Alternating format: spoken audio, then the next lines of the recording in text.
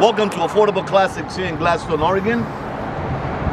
Here's a good example of a 1930 Ford 5-window coupe. Beautiful grille, headlight bezel, headlights itself. Nice rims. You got a 350 V8 transmission with a 400 turbo, automatic, nice running boards. As you see, it's hand-painted stripes, which is very nice. This is an all steel body 5-window coupe. As you can tell, it has a little grapevine. Previous owners restored it. They own a vineyard. But here again, dual exhaust. Nice trunk, very clean. It's got all the right lines, no issues.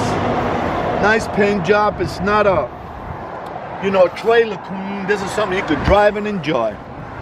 Nice interior.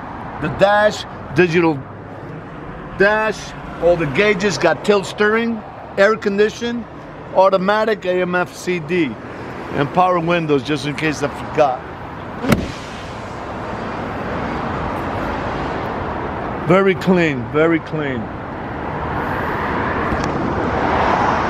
Got the nice visor too. Best part, you turn the key, it starts right up.